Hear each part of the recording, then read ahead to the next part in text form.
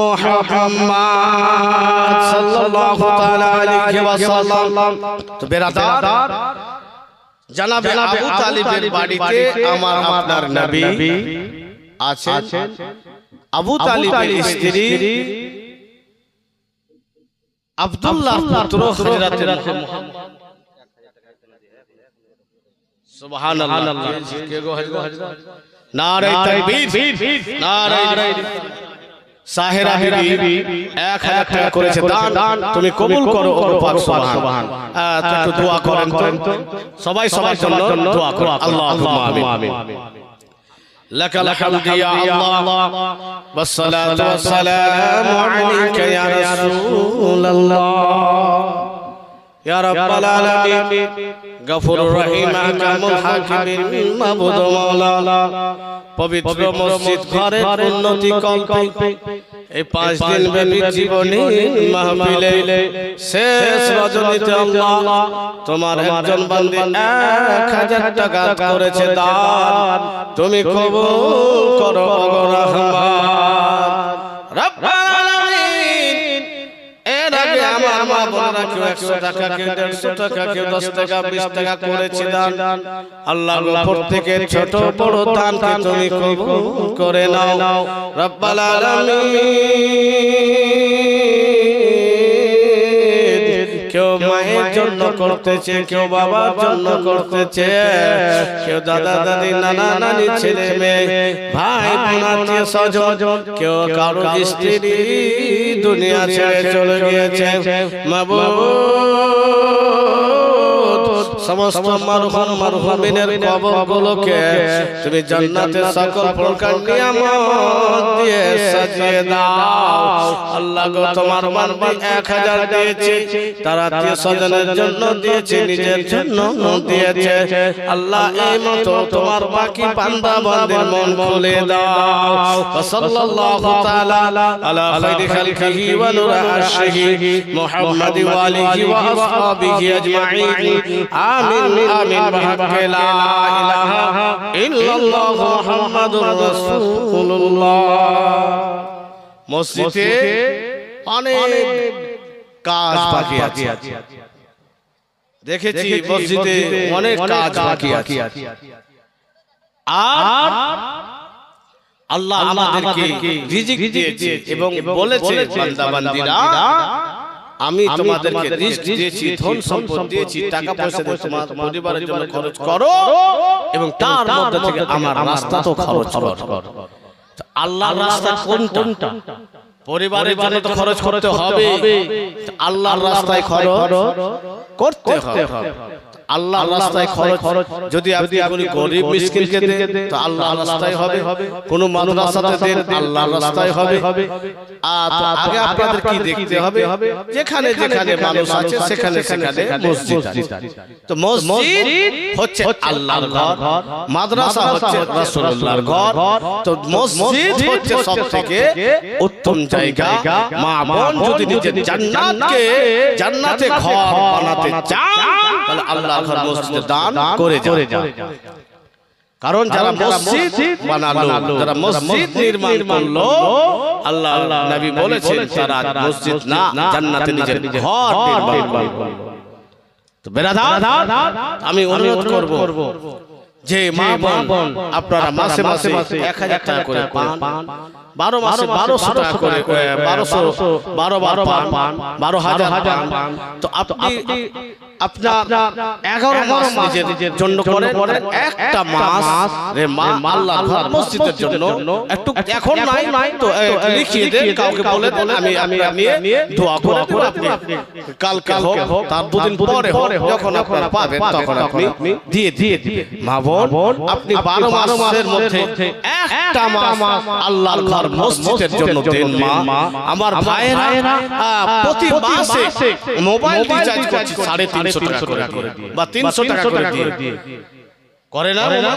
প্রত্যেক বাড়িতে মোবাইল আছে, রিচার্জ করে। তো এখানে যদি আপনি দান করেন তো আপনার ঈমানের রিচার্জ হবে।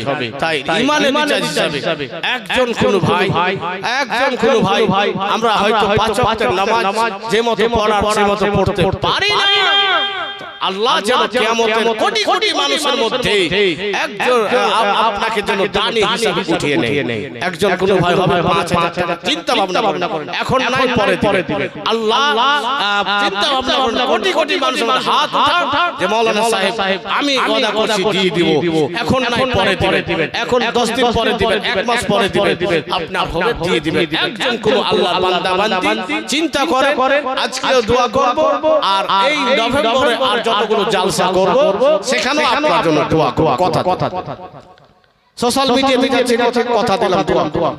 মা ভাই বাবা বন্ধুরা মারা একটাও কেউ বাকি থাকিয়েন না।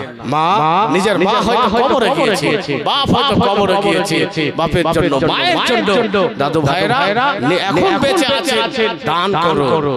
আমি যদি আমার বাবার জন্য দান না করি, আমি যদি আমার মায়ের জন্য দান না করি, তো কি নেককার সন্তান হলে বাবা কবরে আছে বা নিজের জন্য না করেন কবরে যে হাত বলবেন, তখন আপনি কবরে যদি বলেন ছেলেরা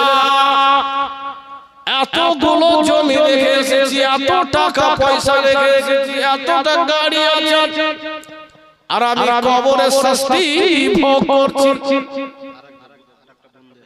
সুবহানাল্লাহ। আরেকজন আল্লাহর বান্দি 1000 টাকা করেছে দান, তুমি কবুল করো কোন মা বাকি থাকে না রে মা, 1 মাসের টাকা চেয়েছিল মা, আরেকজন 200 টাকা পাই, এখন নাই তো আপনি খালি মাওলানা সাহেবকে বলে দেন বা কাউকে ওখানে একটু সাবিরুল সাহেবকে খাতা দেন, নামগুলো লিখিয়ে দিবে, 200 টাকা দিয়েছে দান, তুমি কবুল করো পাক সুবহান। একটা খাতা কলম কাউকে দেন, মেয়েদের মধ্যে লিখে দিতে হবে, কারণ সবাই দিবে ইনশাআল্লাহ। সবাই এটা তো মসজিদের জন্য চাওয়া হচ্ছে যে মা আপনি 11 মাস আপনি নিলেন, একটা মাস আল্লাহর ঘর মসজিদের জন্য।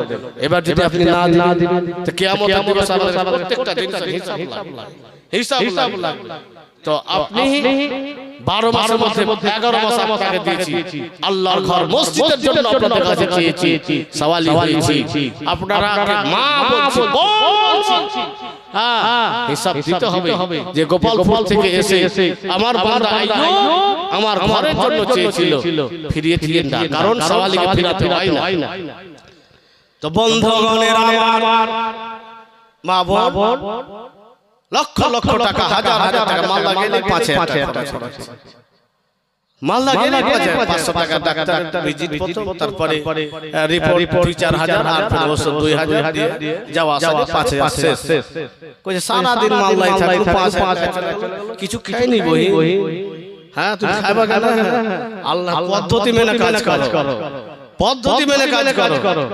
নবী বলেছেন যারা সাদকা করে, দান ও খায়রাত করে, তাদের বালা মুসিবত দূর হয়ে যায়। এটা আইয়ুব মাওলানার কথা না, এটা আইয়ুব মাওলানার কথা না, এটা নবীর কথা। আমার কথা মিথ্যা হতে পারে, পৃথিবীর মানুষের কথা মিথ্যা হতে পারে, হাজী সাহেবের কথা মিথ্যা হতে পারে, আরো কারো কথা মিথ্যা হবে, আসমান জমিন উলট হয়ে যাবে, নবীর কথা মিথ্যা হবে না। নবী কি বলেছে? দান ও খায়রাত করলে, সাদকা করলে বালা মুসিবত দূর হয়। এখন বলেন কোন মানুষের মুসিবত নাই? একটা ওয়াসওয়াসা আপনি মনে মনে বলেন যে আমি এই হাদিসটাকে পূর্ণ বিশ্বাস করলাম, আর মাওলানা সাহেব আমি 5000 টাকা জানালাম অসুখটা ভালো। আগে বিশ্বাস করেন, টাকা দিতে হবে না, আপনার কথা দিতে হবে না, আগে বিশ্বাস করেন যে না হাদিসটা সত্যি নবী বলেছেন তো মানে সত্যি হবে।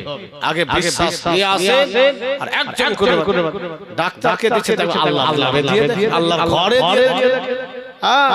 যখন ডাক্তার শেষ, কবিরাজ শেষ, হাকিম শেষ, বলবি সব এসে তো কি হয়েছে জি আর বাঁচতে পারবো, আর বাপকে বাঁচাতে পারবো না, কিন্তু জিন্দা খানা জিন্দা খানা খেলে মানে তখন মানে দেখা করে মানে একটা মানুষের বিষয়ে কোরআন পড়াইলে মরে যাবে।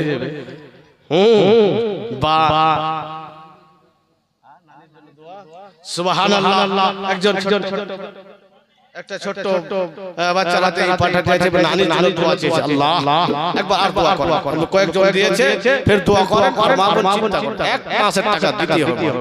এখন করেন না তো নাম লিখে দিন, নাম যে করে হবে, কেমন খাতা পাঠান না, হ্যাঁ খাতা পাঠান, নাহলে যাই আল্লাহুম্মা আমিন। লাকাল হামদু ইয়া আল্লাহ ওয়া সালাতু ওয়া সালামু আলাইকা ইয়া রাসূলুল্লাহ। রব্বুল আলামিন ছোট্ট একটি মেয়ে নানির জন্য দোয়ার দরখাস্ত করেছে। আল্লাহ গো আরো একজন তোমার বান্দি 1000 দিয়েছে, আগে আরেকজন বান্দি 1000 দিয়েছে, কেউ 500 দিয়েছে, কেউ 200 দিয়েছে। মাবুদ আল্লাহ তুমি সব জানো মাবুদ, আমি মাওলানা সাহেব না জানতে পারি মাবুদ, তুমি সব জানো আল্লাহ। যার যে মতো আছে সেই হিসাবে দান করা তুমি তৌফিক দান করে দাও রব্বুল আলামিন। প্রত্যেকের দানের দানকে তুমি কবুল করে নাও, প্রত্যেকের বালা মুসিবত দূর করো, খেতে খামারে রুজি রোজগারে তুমি বরকত দান করে দাও রব্বুল আলামিন। যতগুলো আমার ভাই ভাই মা বোনরা উপস্থিত রয়েছে, হাত দুখানা উত্তোলন করেছে আল্লাহ, প্রত্যেকের উপরে তুমি তোমার খাস রহমত বর্ষিত করে দাও।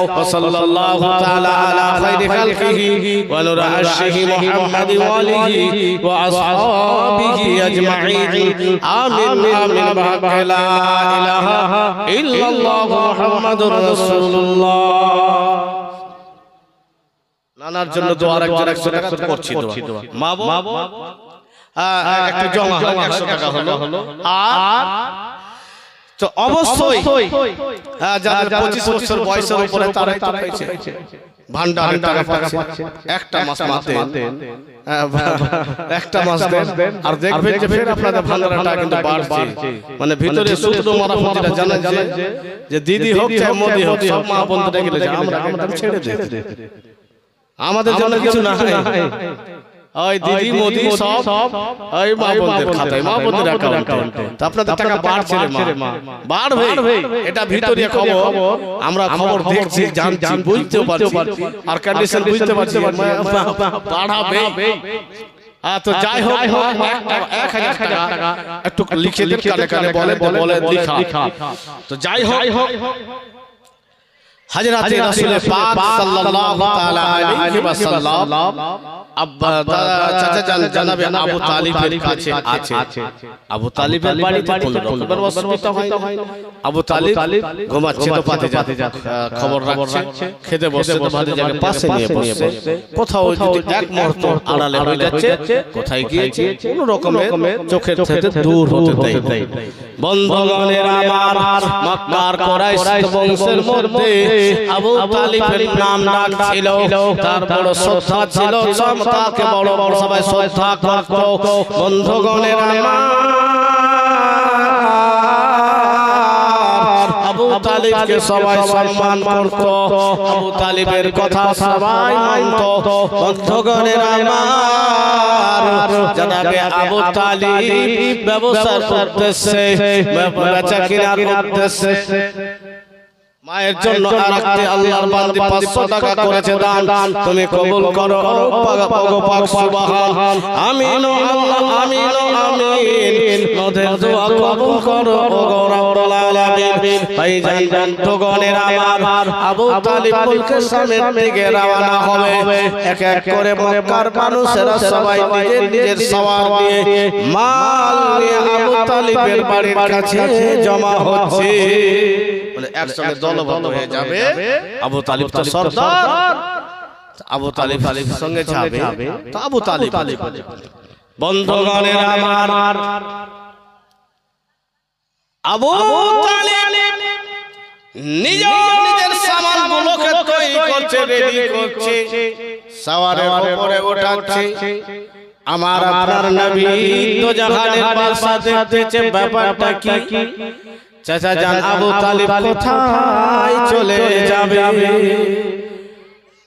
আমার আপনার নবী সে চাচা জানকে বলছে, চাচা গো, সবাইকে দেখছি এক জায়গায় গচ্ছিত হয়ে রয়েছে, আলোচনা করতেছেন, আপনাকে দেখছি আপনি মাল জাল গোছাচ্ছেন।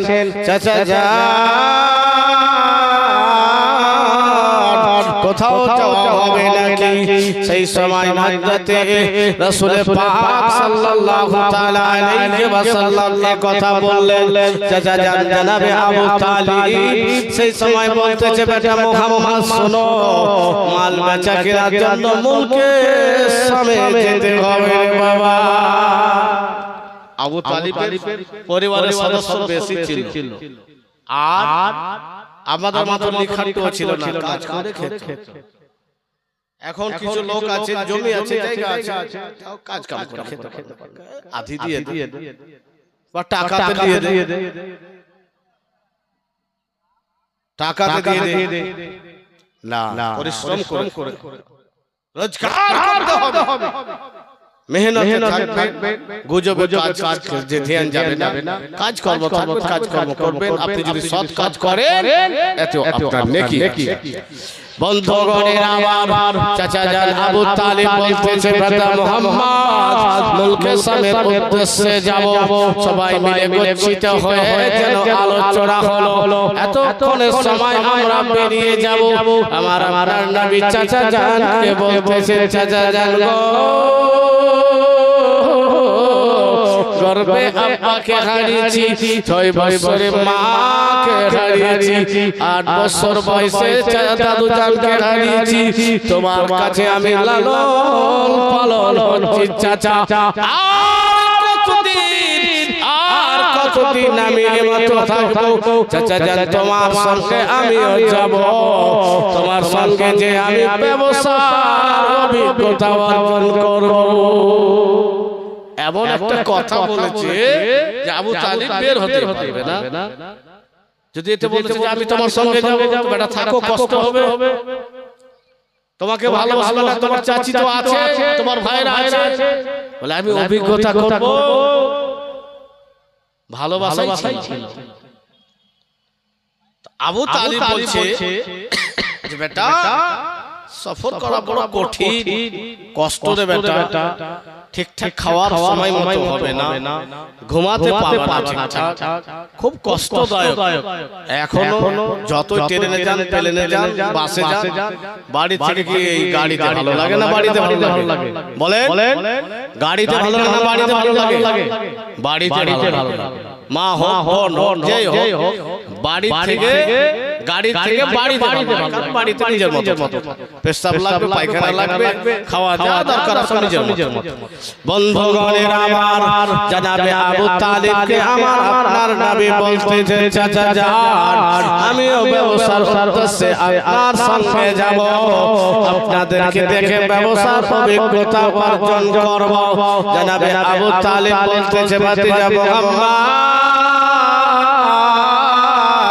রাস্তায় বড় কষ্ট হবে রে বেটা তোমার আম্মা জানের কাছে থাকো তোমার ভাইদের সঙ্গে থাকো তোমাকে এখন যেতে হবে না বন্ধুগণের আমার চাচা জানকে বারবার রিকোয়েস্ট করলো আবেদন করলো আবু তালিব রাজি হয়ে গেল ঠিক আছে বেটা তুমি সঙ্গে যাবে সেই সময় জনাবে আবু তালিব বলতেছে নিজের বর্ধাঙ্গিনীকে মুহাম্মাদের সব কিছু বেঁধে দাও মুহাম্মদ যখন আমার সঙ্গে যাবে আমি নিয়ে যাব সব কিছু বেঁধে দিয়ে উঠেছে চলতে শুরু করেছে কাফেলা আবু তালিবের স্ত্রী পিছন থেকে আওয়াজ দিচ্ছে স্বামীগো একটু থামেন ও মুহাম্মদ থামো বেটা থামো আমাদের সমাজের মধ্যে এদিকে আছে কি নাই পিছন থেকে ডাক দেওয়া যাবে না নাই যে কেউ যদি কোথাও বাড়িয়ে যায় তো পিছন থেকে ডাক দেওয়া যাবে না এগুলো কুসংস্কার ইসলামে এগুলো কোনো ব্যাপার সুবহানাল্লাহ কি নাম গো জিয়াউল সাহেব নারায়ে তাকবীর একটু জোরে লাগান নারায়ে তাকবীর নারায়ে রিসালাত জনাব জিয়াউল সাহেব 2000 টাকার দাতা সুবহানাল্লাহ জাযাকাল্লাহু ফিদ দুনিয়া ওয়াল আখিরাহ আল্লাহর বান্দা আল্লাহ গো তুমি সব কিছু জানছো মাহবুব তোমার ফেরেশতারাও দেখছে আর এতগুলো লোক মাহফিলের সঙ্গে নিয়ে আল্লাহ এই রজনীতে তোমার এই বান্দার জন্য আমি একটু হাত উঠাবো আর সবার জন্য হাত উঠাবো আল্লাহুম্মা আমিন লাকাল হামদু ইয়া আল্লাহ والصلاة والسلام عليك يا رسول الله رب العالمين 2000 টাকা নগদ পকেট থেকে বের করে গনে গনে দিয়েছে আল্লাহ কিছু চাইনি মাবুদ কিছু চাইনি তোমাকে রাজি করতে চেয়েছে মসজিদের জন্য দিয়েছে জান্নাতে ঘর নির্মাণ করতে চেয়েছে আল্লাহ গো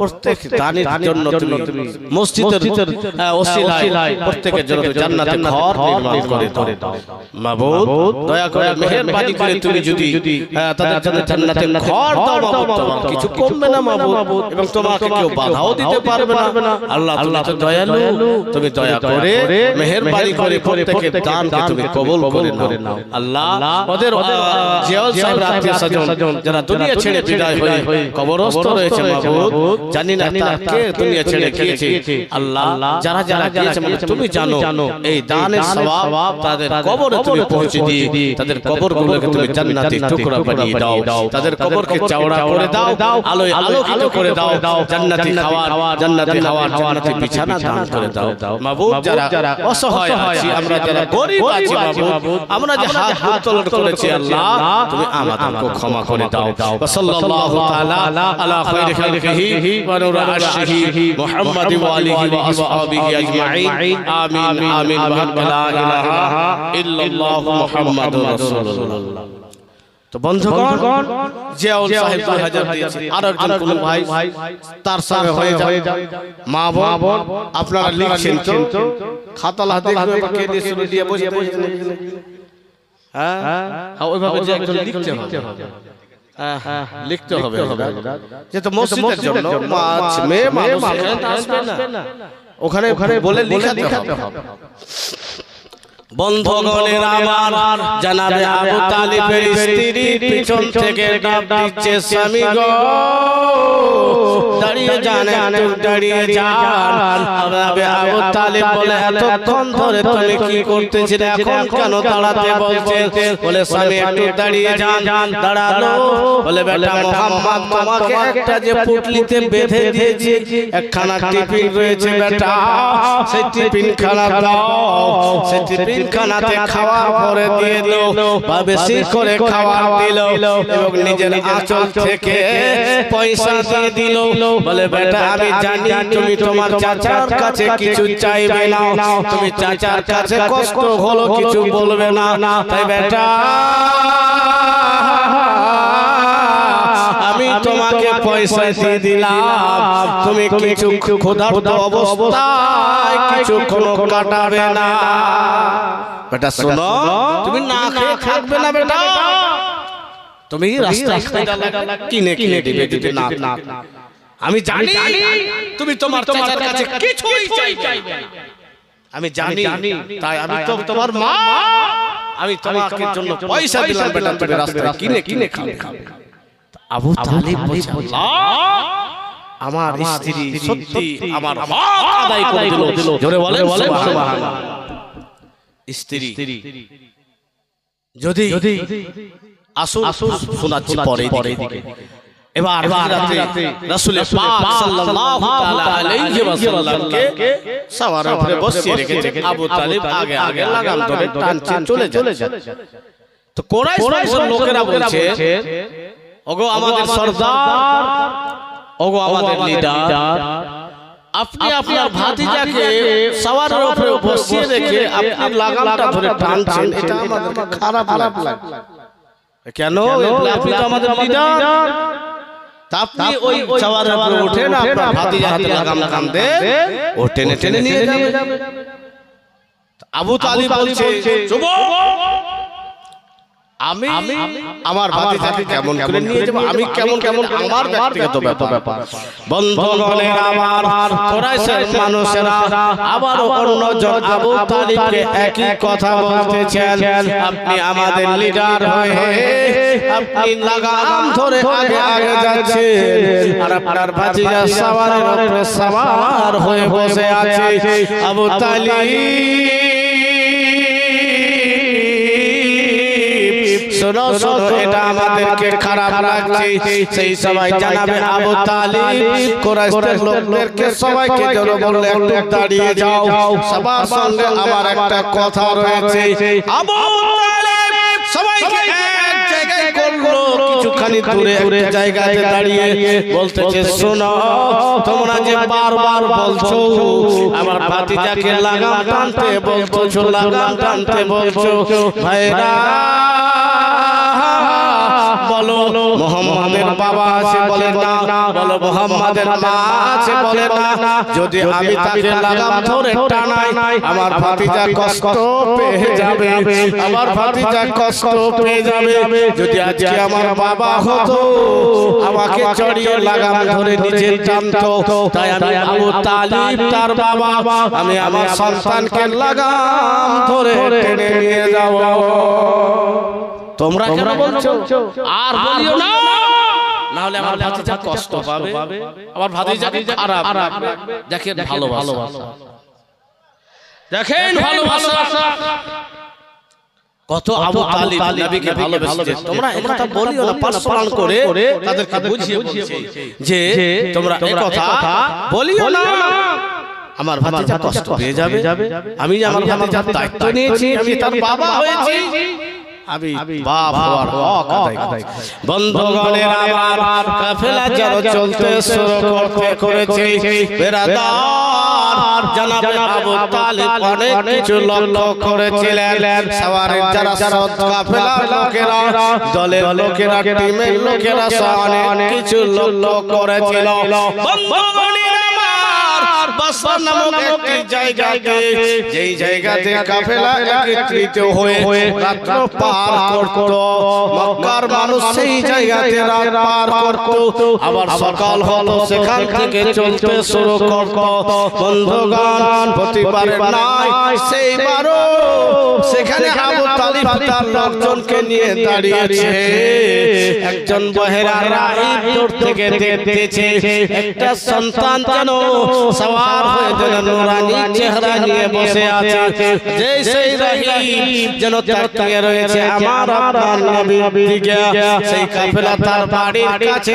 দাঁড়িয়েছে সেখানে তারা রাতে পার করবে সকাল হবে আবার চলতে শুরু করবে আর এমন রাহিব ছিল যে তার যারা চাকর বাকর নৌকার ছিল তাকে তারা বকিল বলতো কি বলতো কৃপণ বলতো বকিল বুঝে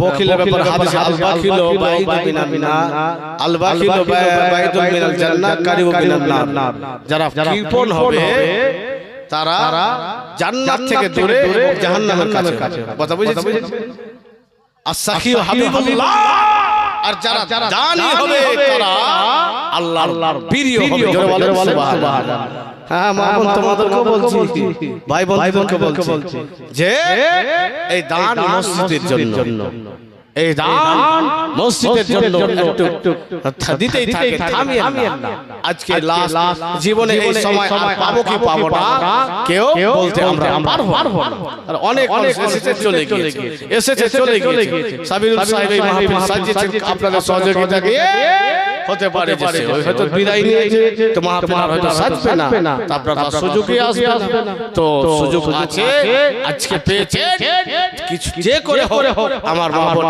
এক মাসের টাকা আপনাদের কাছে আমি চাইছি আল্লাহর ঘর মসজিদের জন্য বন্ধুগণের আমার যেই রাহিবের পাশে বাড়ির পাশে আরাম করতেছে সেই রাহিব কোনোদিন কাউকে দাওয়াত করতো না বেরাদার জনাবে আবু তালিবের ভাতিজা দেখে সুবহানাল্লাহ ভাইয়ের নামে তো আর 500 টাকা লিখে দিতে বলো তো 500 টাকা নগদ আর 500 টাকা বাকি করতে একটু বলে দাও ভাইয়ের জন্য করেছে দান তুমি কবুল করো ওগো পাক সুবহান বন্ধুগণ সেই রাহিব যেন আমার আপনার নবীর দিকে যেন তাকিয়ে রয়েছে দৃষ্টিতে তাকিয়ে রয়েছে এবার আবু তালিবের লোকজন সংকোচিত হয়ে আছে সন্ধ্যা লেগেছে সুবহানাল্লাহ জাযাকাল্লাহু ফিদ দুনিয়া ওয়াল আখিরাহ সন্ধ্যা লেগেছে তো রাহিব তখন ভাবলো যে আমি যে তাওরাত জাবুর ইনজিল কিতাবের জ্ঞান রেখেছি, সন্তানটাকে যেটাকে দেখছি এই মতো সন্তান তো পৃথিবীতে কাউ দেখিনি। আর যা নিদর্শন তাকে আমি লক্ষ্য করছি এটাই হতে পারে শেষ জামানার নবী। জোরে বলে সুবহানাল্লাহ। তো ঠিক আছে, তাকে আমি আরো কাছে থেকে দেখবো, তারপরে ফাইনাল। তো কি করলো? আবু তালিবকে দিয়ে বলছে, নিজের নৌকারকে বলছে, যাও আজকে যতগুলো কাফেলায় লোক আছে সবাইকে দাওয়াত করে দাও। তো বাড়ির যে চাকর আছে তখন বলছে, যা ব্যাপারটা কি আজকে বলছে হয়তো বিশ্বাসই করতে পারে। বলে আমি বলছি তুমি জাফর করে এসো। তো বিশ্বাস যেটা যে বখিল মানুষ কোনদিন কাউকে খাওয়ায়নি, আর আজকে গোটা ফেলাকে জাফর বলছে, ব্যাপারটা কি? তখন সেই নৌকারটা কি করেছে? ওই রাহিবের স্ত্রীর কাছে গিয়েছে, বলছেন মালিকা আমি কিন্তু বিশ্বাস করতে পারছি না, আজকে ওই সমস্ত কাফেলা যত লোক আছে সবাইকে দাওয়াত করতে বলেছে আমাকে। বলে যাও, দাওয়াত হয়ে গেল। আবু তালিবকে বলে দিলেন যে আপনি জামাতের লিডার আছেন, আপনার যতগুলো মানুষ আছে আমার মালিক আপনাদেরকে দাওয়াত ওখানে আপনাদেরকে খাওয়া খেতে হবে। বন্ধুগণের আমার সেই দাওয়াত করেছিল যে সেই সন্তান আমার বাড়িতে খাওয়ার জন্য আসবে, আর আমি কাছে থেকে কিতাব দেখে মিলিয়ে নিব। আমি সব কিছু আলামত মিলিয়ে নিব, সব কিছু দেখে পরে ফাইনাল টেনে নেব। বন্ধুগণের আমার এদিকে রাহিবের বাড়িতে খাওয়ারের ব্যবস্থা হয়ে গিয়েছে, সব কিছু তৈরি হয়ে গিয়েছে। জনাবে আবু তালিবকে খবর হয়ে গিয়েছে, আবু তালিব তুমি তোমার লোকজনকে নিয়ে খাওয়ারের জন্য চলে এসো। সেই সময় সবাই চলতে শুরু করেছে, রাহিবের বাড়ির দিকে যেতে শুরু করেছে। এদিকে জনাবে আবু তালিব বলতেছে, বেটা মুহাম্মদ শোনো বেটা, তোমার চাচিমা যে বাটি খানা দিয়েছে সেই বাটি আমাকে দাও, তোমাকে কারোর বাড়ি যেতে হবে না, আমি তোমার জন্য খাবার নিয়ে চলে আসবো। জাফর যাকে করেছে যার জন্য তাকে রেখে যাচ্ছে, যার জন্য বলছে বেটা তোমাকে যেতে হবে না, আমি তোমার জন্য এখানে আরাম।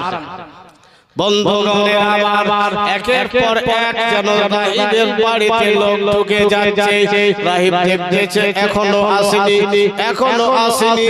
শেষ সময় যখন আবু তালিবকে জিজ্ঞাসা করতেছে ব্যাপারটা কি, রাহিব যেন ডানে বামে সবার দিকে লক্ষ্য করতেছে। সেই সময় জনাবে আবু তালিব এবং রাহিবের দাস পর্যন্ত বলছে, না আপনি কি কাউকে খুঁজছেন নাকি? আপনি কি কাউকে খোঁজাখুঁজি করছেন নাকি? কেন আপনি সবার দিকে মুখে তাকিয়ে রয়েছে? গোলামের একটা খারাপ ধারণা চলেছে যে জাফর দিয়ে দিয়েছে, মনে হয় মানুষ বেশি দেখেছে যে খাওয়াতে পারবে না, খাওয়াতে পারবে বলে হয়তো তখন সে রাহিব বলছে আবু তালিব আর কেউ আছে? বলে সবাই চলে এসেছে। তখন সে রাহিব বলছে মনে হয় না এখনো কেউ বাকি আছে। বলে না, আমার কাফেলায় যা ছিল সব মানুষ চলে এসেছে। আবু তালিব আমি নিজে দেখেছি। বলে হ্যাঁ, একজন আমার ভাতিজা আছে সেখানে মাল দেখাশোনা করছে। আবু তালিব তোমার ভাতিজাকে আমি একটু দেখতাম। জোরে বলে সুবহানাল্লাহ। বন্ধুগণের আমার সে রাহিবের অনুরোধে আজ জনাবে আবু তালিব আমার আপনার নবীকে নিয়ে রাহিবের বাড়িতে গিয়েছে। রাহিব দেখার পরে রাহিবের মন ভরে গিয়েছে, রাহিব যেন খুশি হয়ে গিয়েছে। বলে সবাইকে পাতায় পাতায় প্লেটে খাওয়া দিয়ে দাও। বন্ধুগণ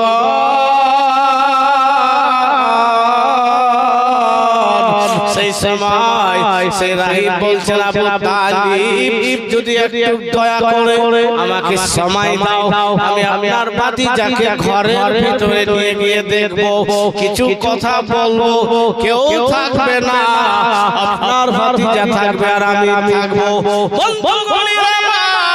সেই সময় জানাবে আবু তালিব বলতেছে, ও রাহিব শোনো, তুমি খাবার দাওয়াত দিয়েছো বলে তোমার মন মর্জি চলবে না, তোমার খাবার খাবো না, আমি আমার ভাতিজাকে কফনে তোমার সঙ্গে পাঠাবো না। বলে আবু তালিব ব্যাপার খাওয়ার নয়, আবু তালিব তুমি যদি একটু দয়া করে একটু সময় আমি তোমার ভাতিজার সাথে কথা বলবো, ভিতরে নিয়ে যেতাম তো কথা বলতাম, তোমার ভাতিজাকে ভালো করে দেখতে। বারবার এই কথা আবু তালিব বলছেন না, এটা হবে না। তখন আমার আপনার নবী চাচা গো যখন বলছে তো একটু অনুমতি দিয়ে এটা বলেনি যে আমি যাব এখন ছেলে পেলে বাপ মা ভাই চাচা সব অভাব দেখছে, কিন্তু আমার না চাচা গো যখন অনুমতি চাইছে একটু দয়া করে অনুমতি দিয়ে যখন ভাতিজা বলে ঠিক আছে, বলে বেশিক্ষণ দেরি করবে না। বন্ধুগণের আমার দেখেন মহানবীর মাঝে যা সেখানে ফোকাস। বন্ধুগণের আমার সেই রাহিব আমার আপনার নবীকে নিয়ে ঘরের ভিতরে গিয়েছে। ঘরের ভিতরে যাওয়ার পরে যেন রাহিব যেন চতুর্দিকে নবী ঘুরছে, জোরে বলে রাহিব যেন চতুর্দিকে ঘুরছে শুধু ঘুরছে। সেই সময় আমার আপনার নবী বলতেছে, রাহিব যেটা তোমার মনের তামান্না রয়েছে, মনের আশা আকাঙ্ক্ষা রয়েছে, সেটা তুমি তাড়াতাড়ি পূর্ণ করে নাও। নবী তার সেই কথাও জানে যে কিসের জন্য ডেকেছে, কারণ সেই রাহিব আসমানি কিতাবের আলিম ছিল, যে যিনি শেষ জামানার নবী হবে তার পিঠে মোহরে নবুয়ত থাকবে, যে নবুয়তের মোহরে নবুয়তটাকে চুমা খেয়ে দিবে জাহান্নামের আগুন তার উপরে হারাম হয়ে যাবে। জোরে বলে তো রাহিব খালি ঘুরছে, তো ঘুরলে তো হবে না, ও মোহরে নবুয়তটা দেখবে যে চুমো খাবে, এটা আশা। তো নবী বলছেন, রাহিব তুমি ঘরের ভিতরে নিয়ে আসলে কথা বলো না, কিন্তু তোমার যেটা মনে বাসনা সেটা করো, সেটা করো। বন্ধুগণের আমার সেই সময় সেই রাহিব বলতেছে, আমি আপনার ব্যাপারে আসমানি কিতাবে পড়েছি, আপনার চেহারার সঙ্গে চেহারা মিলে যাচ্ছে, চোখের সঙ্গে চোখ মিলে যাচ্ছে, হাতের সঙ্গে হাত মিলে যাচ্ছে, যে মতো বর্ণনা রয়েছে মিলে যাচ্ছে, কিন্তু যিনি নবী হবে তার পিঠে মোহরে নবুয়ত হবে, সেটা আমি দেখতে চাই। বলে তুমি সেটা শুধু দেখবে না, তুমি চুমু খেতে চাও, এটা ঠিক কিনা? বলে হ্যাঁ। বলে রাহিব এসো আর দেরি করো না, চাচা যান, আবু তালিব বাইরে রয়েছে, বেশি সময় তোমাকে দিবে না, এখন এটাকে আমি বেরিয়ে চলে যাব। সেই সময় সেই রাহিব আমার নবী মোহরে নবুয়তকে চুমে নিলেন, হাত পাকে চুমা দিলেন, বলে ইয়া রাসূলুল্লাহ নবী গো, যে সময় আপনি ইসলাম প্রচার করবেন, ইসলামের কালেমার দাওয়াত দিবেন, যদি আমি সেই সময় থাকি তো অবশ্যই আপনার উপরে ঈমান নিয়ে আসব, আপনার সাহায্যকারী হব, আপনার খাদিম হব, আপনার সেবক হয়ে যাব। কিন্তু হায়াত যদি না পাই নবী গো, আপনার গোলামের খাতায় এই রাহিবের নামটা লিখলে। বলে ঠিক আছে, জোরে বলে। এবার রাহিব বাইরে আসার পরে আবু তালিবকে ডাকছে, আবু তালিব আপনার সঙ্গে কথা বলছে। বলে এতক্ষণ আমার ভাতিজাকে ভিতরে নিয়ে কি বললাম না বললাম, আমার সঙ্গে কথা আছে। লোকজন খাবার খেয়ে চলে গিয়েছে, নিজের মালের কাছে আছে, ওখানে আরাম করছে। এদিকে চাচা জান আবু তালিবকে রাহি থামিয়ে দিয়ে বলছে আপনার সঙ্গে কথা কি বলে, আপনার ভাতিজা মুহাম্মদকে নিয়ে মুলকে সামনে যেন না, এই বাসরাতে আমার এই গোত্রে আপনি মাল বেচাকেনা করে মক্কায় চলে বলে কেন? বলে আমি তাওরাত জাবুর ইনজিল কিতাবের জ্ঞান রেখে আমি এই ছেলেকে যা লক্ষ্য করেছি এই মতো আলিম ইহুদিদের মধ্যেও আছে, তারা যদি এই মতো দেখে না তো হতে পারে তোমার ভাতিজাকে জীবনে শেষ করে। কেন? যে ঈসা নবী ধর্মে যারা ঈসাই আছে খ্রিস্টান, তারা চাইছে এখনো, দেখেন একজন নবী যখন পৃথিবীতে আসলো তো আগের নবীর এটা আর থাকবে না। বুঝেছেন কথা? বুঝতে পারেন? ইমাম কয়টা? একটা। মসজিদ আপনার একটা ইমাম। তো এখন কোন নবী জামানা চলছে? আমার নবী। তো আমার নবীর আগে কে ছিল? ঈসা নবী। তো ঈসা নবী যারা মান্যকারী বলছে না আমরা ওটাই মানি, না এটা তো ভুল। তো ওই ঈসাইরা নিজের ধর্মগ্রন্থ পরিবর্তন পর্যন্ত করেছে, পরিবর্তন করে দিয়েছে, অনেক বিধান তারা চেঞ্জ করে নিজের মতো করে ঢুকিয়ে দিয়েছে। তো সেই রাহি বলছেন আবু তালিব, আমি তোমাকে অনুরোধ করে বলছি তোমার ভাতিজা মুহাম্মদকে সেখানে দিয়েছে না, অত খুলে এদিকে বললো না, বলে এখানে আপনি বেচাকেনা করে বাড়িতে চলে যান, ওখানে গেলে এই ছেলেকে ক্ষতি করে। বন্ধুগণের আমার, আবু তালিব মুহাম্মদকে সন্তানের থেকে বেশি ভালোবাসতো। একজন জ্ঞানী বিচক্ষণ লোক যখন এই কথা বলতেছে আমি আর আগে যাব না, বন্ধুগণের আমার, সেই বাসরাতে জনাবে আবু তালিব মাল বিক্রি করে দিলেন। মেরা অন্যান্য বার থেকে সময় কম লাগলো, কষ্ট কম হলো, সম্মান পেল এবং বেশি লাভ করে মক্কায় ফিরল। কথা বুঝতে পেরেছেন? দাওয়াত খেয়েছে আর ওখান থেকে তো আরো যেতে হতো, সময় কম লাগলো আর ইনকামও বেশি হলো। জোরে বলে সুবহানাল্লাহ। আবু তালিব বলছে আমার ভাতিজা আছে কিন্তু খুব বরকতময় ছেলে আছে। জোরে বলে সুবহানাল্লাহ।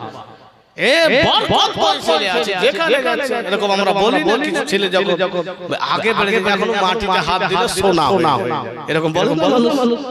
তো আবু তালিব বুঝতে পারলেন যে আমার ভাতিজা একদম বরকতময় ছেলে, মাল বেচাকেনা করে মক্কায় চলে আসে।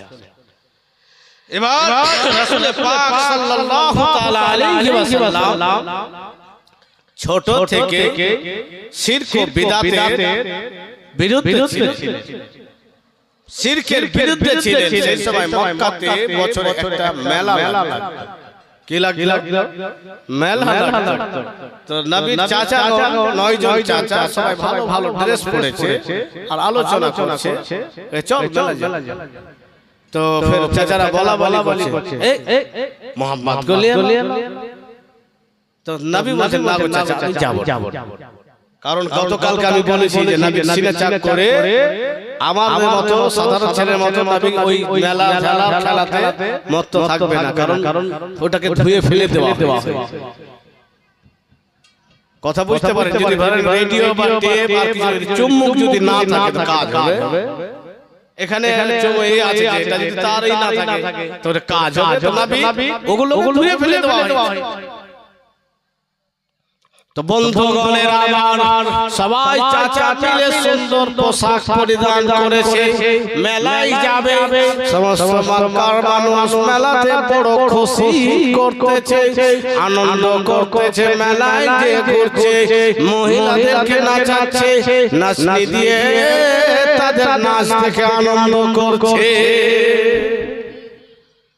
তো নবীকে বলছেন চাচারা বেটা তুমি যখন মেলা দেখবে না তো চলো, তোমাকে আমরা ওই মিষ্টি যেটা দিয়ে কিনে দিয়ে তোমাকে পাঠিয়ে বলে চলো নবী দেখতে যাই কি অবস্থা। নবী তো হুঁশিয়ার হয়েছে, দেখতে যাই অবস্থা কি। গিয়েছে চাচার সাথে মাল জাল কিনে চাচারা চলে গেছে ওদিকে, নবী হাতে করে চলে আসে। আস্তে আস্তে একটা বয়স্ক মানুষ দৌড়িয়ে চলে আসে। নবী বলে, ও চাচা থামেন, ও চাচা থামেন, কি হয়েছে দৌড়াচ্ছেন? থেমেছে বলে, আপনি এত তাড়াহুড়া করে যাচ্ছেন, পড়লে উঠবেন না, মানে এমন অবস্থায় পড়ে যাবেন আপনি, তো কেন এত তাড়াহুড়া? আরে বেটা বলিস মেলাতে এখন ছোকরা লাগবে, দেরি হয়ে গেলে আমার ছুটে যাবে। হ্যাঁ কথা বুঝতে পেরেছে? তাই তখন নবী আমার বলছে, চাচা গো, আপনি মহিলাদেরকে নাচ দেখার জন্য দৌড়িয়ে যাচ্ছেন বয়স্ক অবস্থায়, যদি আপনার মেয়ের সঙ্গে এই ব্যাপারটা হতো আপনি কি দেখতে যেতে? তো বয়স্ক লোক চুপ, বয়স্ক চুপ বলে, এটা ভালো না, এটা মানুষের কাজ না, এগুলো সব মানুষের কাজ না। তো সে বয়সে সত্যি তো রে বেটা, মেয়েদের সম্মান করতে হবে, মেয়েদেরকে পর্দায় রাখতে হবে, মেয়েদেরকে ইজ্জত করতে হবে, যাদের সম্মান মাথায় আছে, মেয়েদের গর্ভ থেকে আমরা দুনিয়ায় এসে তাদের দুধ পান পাচ্ছি, আর তাদেরকে আমরা ইজ্জত নিয়ে চিনি করছি, ঠিক না? এবার রাস্তায় আছে অন্য মানুষকে এই করে আমার নবী বুঝাচ্ছে, জোরে বলে, জোরে বুঝাচ্ছে, এই করে 40 জন মানুষকে নবী বুঝিয়ে রাস্তা বুঝিয়ে দেওয়ার পরে তার মধ্যে একজন মানুষ আছে খুব মোটা সোটা হুমরা, বলে মুহাম্মদ চলো, যে আমি একদম যে হয় যারা ঢোল লাঠি দিয়ে ঢোল ফুটিয়ে দিয়ে না, এই মতো হবে। নবী বলছেন, না আমি যেভাবে বলছি সেভাবে করে।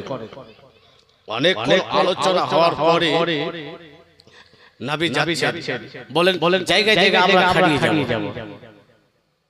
আমি ওখানে বলবো যে এগুলো যে মহিলাদেরকে এভাবে নাচানো হচ্ছে ওগুলো করে, এটা কি ঠিক? এটাকে করা চলবে? তো আমার যারা আপনারা আছেন ওদিক থেকে শুরু করবেন, চলবে না দাঁড়িয়ে যাবে, ওদিক থেকে চলবে না, এদিক থেকে চলবে না, এই করে যারা এগুলো অন্যায় করছে না, ঠিক করছে না, ভুল করছে, নবী এই মতো করে শিখিয়ে দিচ্ছে। কোন জিনিস যদি রুখতে হয় তো ডাইরেক্ট এখানে উল্টা ফেলে চলবে না, তো কি ছাড়বে? কমিটি থোপ না চুরে দিবে। হ্যাঁ, 32টা দাঁত পেটের ভিতরে ভরে সিস্টেমে কাজ করতে হবে। নবী বলেছেন, শুনে আমি যখন এটা কথা বলবো তো আপনারা দিক দিকে ছিটিয়ে থাকবে, আর মধ্য কেউ থাকবে, সাইডে কেউ থাকবে, এদিকে থাকবে, ওদিকে থাকবে, চলবে না। যখন শব্দ শুরু হয়ে যাবে, যারা কমেডি বাপ রে সবাই তো চলবে না, তো তখন সেই মোটা লোকটা কইছে, হুজুর আমাকে না তোমার এমনি ভয় করে, আগে থেকে এমনি ভয় করে, যদি একটা রান্না দিয়ে চলে যেত ওরা লাগবে না বাবা। রাস্তায় চলছে, নবী বুঝিয়ে দিয়ে যাচ্ছে, চল। তো বলছেন নবী দাঁড়ান, ওই মোটা বোঝালো কইছে এইটা গাছে চড়ে আমি আসছি, যে কোথা গাছে চড়ে ডাল ভেঙে নিয়ে পড়ে গেছে, বলে কি হবে? কইছে আপনি যেটা করেছেন সেই মতই করব, কিন্তু ডাল কাটা নিয়ে থাকবো, ডাল কাটা নিয়ে থাকবো। বন্ধুগণের আমার রাসূল পাক সাল্লাল্লাহু তাআলা আলাইহি ওয়াসাল্লাম আমাদেরকে শিক্ষা দিচ্ছেন, হে আমার উম্মতিরা তোমরা শোনো, কেউ যদি কোথাও অন্যায় করে, খারাপ কাজ করে, তাকে তুমি যদি জবান দ্বারা সম্ভব হয় জবান দ্বারা বিরোধ করো, যদি হাত জবান দ্বারা না হয় কলম দ্বারা করো, যদি কলম দ্বারা না হয় যদি আঘাত দ্বারা করো।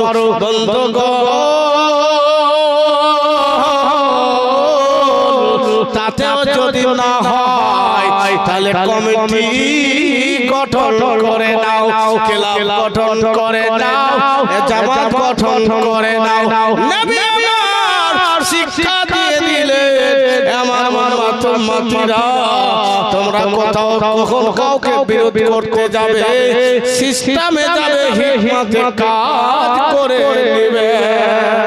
ভাইজান বন্ধুগণের আমার আপনার নবী সেই মেলার মধ্যে চলে গিয়েছে মেলার মধ্যে যাওয়ার বলতে বলছে এই ভাইরা শুনো এই মত যে বাইজিদেরকে নাচানো হচ্ছে এই মত যে আমাদের মা বাবাদেরকে বেইজ্জতি করা হচ্ছে সবাই সরকারি প্রপার্টি মনে করছে এটা কি ঠিক নবী যেই সমস্ত মানুষকে বলেছিল কেউ ডান থেকে বলছে ঠিক না কেউ বাম থেকে বলছে ঠিক না কেউ পিছন থেকে বলছে ঠিক না কেউ সামনে থেকে বলছে ঠিক না কেউ মধ্যখান থেকে বলছে ঠিক না এটা করা চলবে না আরে এইদার মানুষটা সেই সময় ঢাক ঢোল গলার কাছে বলছে ভাগবি না দিব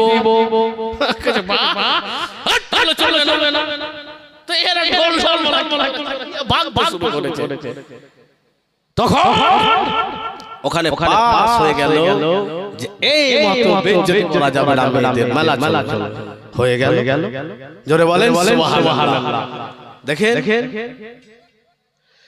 যেমন মানুষের সঙ্গে চলাফেরা করে তেমন হবে না পড়বে নবী তাদেরকে বুঝিয়ে এবং সিস্টেমে কাজ করে আর এখন কি জানেন এখন কি যে তখন ওই মানুষগুলো নবীর কথা বুঝে দিয়েছে এখন আমার মা বোন ভাইরা গার্জিয়ান বলে আপডেট মিশনে স্কুলে ভর্তি কি কোন স্কুলে যদি বাৎসরিক খেলা না হয় নাচ গান না হয় ওই স্কুলে মজা বেটি নাচছে বা ভিডিও করছে বেটি নাচছে বোন নাচছে ভাই ভিডিও করছে এখন নাউযুবিল্লাহি মিন জালিক মানে সেই সময়ের মানুষ থেকে আমরা খারাপ হয়ে গেছি এই দিক থেকে খারাপ হয়নি আপনারা বুঝতে পারছেন তো হ্যাঁ করে হ্যাঁ যদি মিশনে এখন প্রত্যেকটা প্রায় মিশনে আপনাদের আমার ওই এলাকা যে নাচনে वाली শিক্ষিকারা ও খালি ডান্স শেখাবে গায়ক রাখছে ও সুর শেখাবে রাখছে না আর ওগুলোতেই গার্জিয়ান দিচ্ছে তখন যদি কোনো মাওলানা সাহেব একটা মিশন খুলে থাকে তো ফাঁকা পড়া ও ফাঁকা যদি কোনো হাজী সাহেব মিশন খুলে থাকে সেও ফাঁকা পড়া আছে তখন মাওলানা সাহেব তো খেতে খাবো কিন্তু এগুলো তো নামাজি আছে ওয়ার করছে ওয়ার কোনা হয় না আমি হাদিস বন্ধ করব হাম তো হাজী সাহেব বসে আর মাঝে মাঝে মাওলানা সাহেব বসে থাকছে কি এটা কত কত এটা চলবে শিক্ষার ক্ষেত্রে মানে তখন চলবে আজ থেকে 1500 বছর আগে আমার নবী বাৎসরিক মেলাকে বন্ধ করে দিয়েছে আর সেই নবীর উম্মতে এখন মেলা